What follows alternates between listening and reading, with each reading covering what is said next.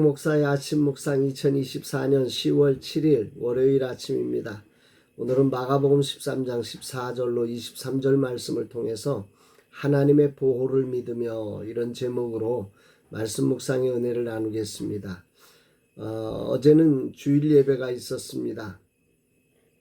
주일을 맞이해서 여러 사역들이 있었지만 몸살이 심해서 아침에 제대로 일어나지 못하고 겨우 일어나서 오전 예배를 드리고 오후 사역을 감당했습니다. 오늘도 작은 교회 신방이 있습니다. 금주간에도 지방 신방 일정이 있어 모든 일정에 주님의 특별한 보호와 인도하심이 필요합니다. 주님 인도하옵소서. 이날 주님 어떤 말씀으로 인도하실까? 본문의 핵심적인 메시지는 종말의 때에 믿음의 성도들이 깨어 있어야 하며 거짓된 자들에게 미혹되지 않고 하나님의 보호하심을 신뢰하면서 끝까지 인내하며 기다려야 한다는 메시지입니다. 종말에 대한 해석에 대해 매우 심도 있는 터치가 필요한 본문이라서 해석이 쉽지 않은 부분이기도 합니다. 그러나 묵상하는 시간, 오늘은 20절을 요절로 하여 전체를 해석하며 묵상하려고 합니다. 오늘 본문 20절은 전체의 중심이라고 생각됩니다. 오늘 본문 구조상 20절을 중심으로 해서 앞에서 뒤에서 그 20절을 보완하고 있는 부분이라 생각되는데요. 20절 말씀이 무엇이냐면 만일 주께서 그 날들을 감하지 아니하셨더라면 모든 육체가 구원을 얻지 못할 것이거늘 자기가 택하신 자들을 위하여 그 날들을 감하셨느니라. 하나님이 마지막 때의 심판의 그 자리에 정말 하나님이 보호하지 않고 하나님이 그 심판을 감하지 않으면 모든 육체 중에 구원 얻을 자가 한 사람도 없다. 그래서 하나님은 그 자기의 택하신 자들을 위해서 그 날들을 감하신다. 이 말씀을 하고 계십니다.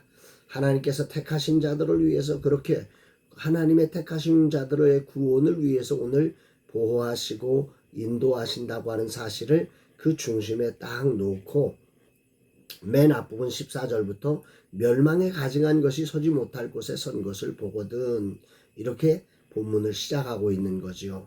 예루살렘 성전 파괴, 하나님을 대적하는 것들이 그 성전의 자리에 세워지는 다니엘의 예언이 성취되는 그 종말의 때를 상징적으로 그렇게 표현하고 있는 거죠. 이때 무조건 도망해라.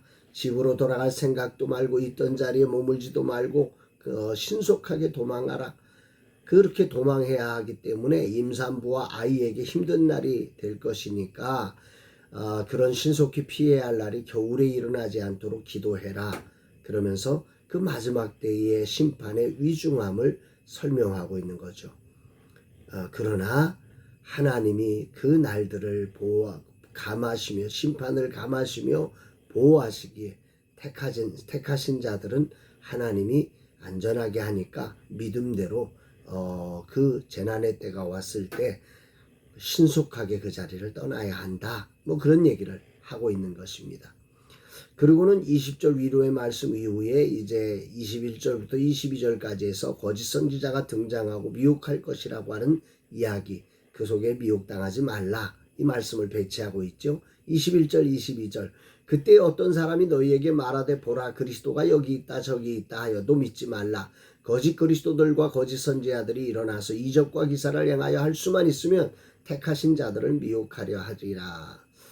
본문은 종말의 때에 임할 환난과 거짓 미혹에 대한 경고와 함께 그 가운데서 하나님께서 택하신 자를 보호하실 것이라는 구원의 약속을 강조하는 거죠.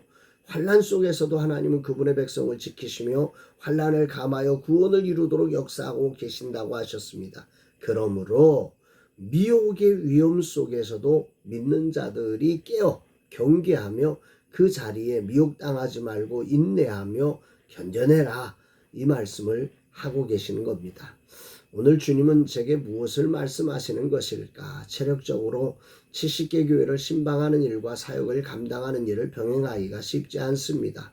계속해서 피곤이 누적되고 그래서 지금 열흘째 감기약을 먹어가면서 지금 버티고 있습니다. 그러나 주님이 이 일을 시작하셨기에 이 일을 감당할 힘도 주님이 주시리라는 믿음을 오늘 말씀을 통해서 확인하게 됩니다. 모든 상황의 주권자로 하나님이 그 상황을 조율해 가시며 우리를 구원으로 이끌어 가신 하나님께서 시작하신 하나님의 신방을 명하신 하나님이 이 신방을 마치기까지 저의 건강도 또 모든 상황들도 인도하여 주심을 믿습니다.